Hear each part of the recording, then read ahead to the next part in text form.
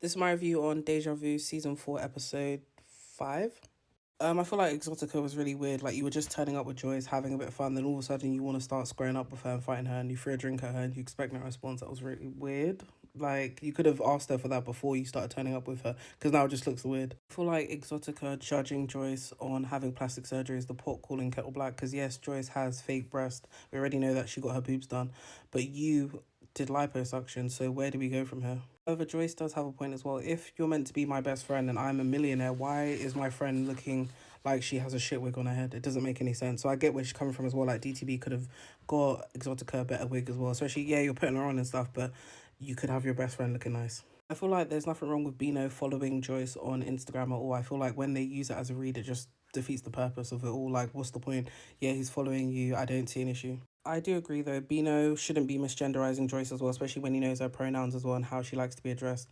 And you knew who she was before the show as well. It's not like you're just, you know what I mean? You're being weird now. But also, why does Bino look like a rhino when he started laughing when Joyce, you know, when they were basically separating him and Joyce, basically, there was a little clip and he just looked like the rhino that he basically always compares himself to. Also, Laurie wanting Bino, it's getting weird. It's getting weird. I also didn't hear what Wet Wet said about Joyce as well, or was she even talking about Joyce on the bus, because I couldn't quite catch that and I just thought I don't even have the time to go back to listen to the specific wording she said. Sean was being weird to Laurie as well. Why say no to giving her the shoes, then you say yes to giving her the shoes, then you then decide no, you don't want to give her the shoes anymore, and then you say yes again, then obviously you decide to intentionally trip her up to get the shoes back as well, which is weird when you could have just asked about it. It doesn't make any sense. I feel like Duke was intentionally trying to be a peacemaker because he didn't want to have like another recurrence of Mac knocking him out, in the sense of like someone else getting the upper hand in a fight that he didn't think would end that way. And even like Blicky and Wet Wet as well, when they were just in the kitchen and just gave two crackheads, I just don't know how to explain it. I'm glad Laurie clocked Naya's tea as well about her dislike or discomfort with Wet Wet as well, because she was trying to add on to whatever they were saying. It's like, yeah, I just don't like when Wet Wet did this. And as Laurie said, you're noting down a lot of stuff about Wet Wet, so you obviously have an issue with her. So let's see if Naya actually gets that Wet Wet. And I'm glad Mel brought that up about Levi as well, because Levi, every single time he thinks he's the prize. This is why I don't understand why they cast him on the show. He's irrelevant. He should have just stayed on the hookup or just stayed on maybe Playboys, who knows? Or maybe add him to Playboy so he does something. Also, why is Amber's confessional, she's echoing a lot as well? I don't know if no one else had that same echoing issue as well. And also, I've just realised they have two women from the cabaret that are joining. So they have Wet Wet and they also have Amber Ali. Okay, I see they're trying to get some promotion going for Tilo as well, as they're filming at his new restaurant in Miami called Saucy Buddha. So Amber's issue with Joyce is that she wasn't loyal to her in regards to, like, she liked her, then she didn't like her, and she switched on her in the group chat. But the real issue Amber needs to get is with ET, because ET was the one that was looking forward to fading her at the South Central Baddies, and then obviously Amber didn't come, she dropped out. No one knows why Amber dropped out, still hasn't been clear as to why, but that's who you need to have the beef with. And even the scene that they set for this talk with Amber and Joyce was giving Love and Hip Hop. As soon as I saw the drinks on the table, I just knew it was going to go into someone's face. And lo and behold, what happens? Joyce throws the ginger beer drink in Amber's face, but Amber got on top of Joyce and took her through there, take it through there. Like, she beat the hell out of Joyce. I'm glad Joyce was honest that, you know, she lost that battle.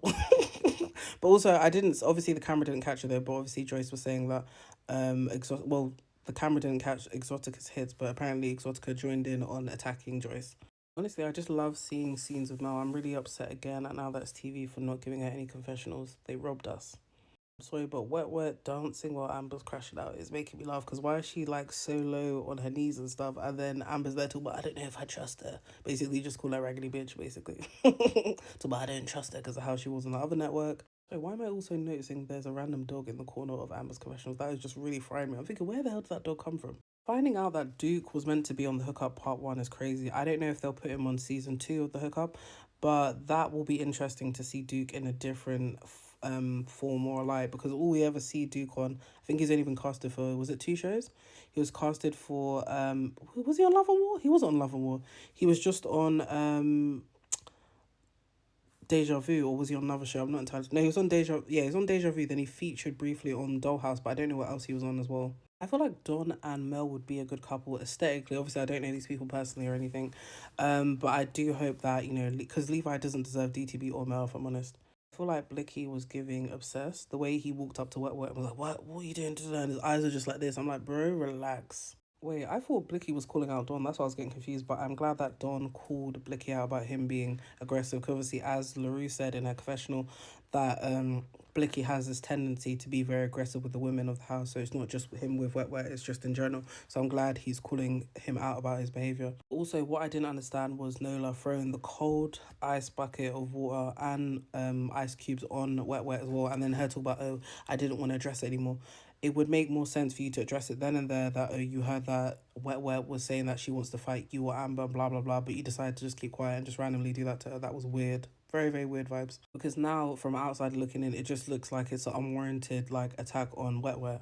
And the thing is, yeah, you could tell Don had enough of Blicky, and Blicky should have seen that slap coming, but that slap, like, the way the security acted, you could tell that Don literally slapped the taste out of Blicky's mouth.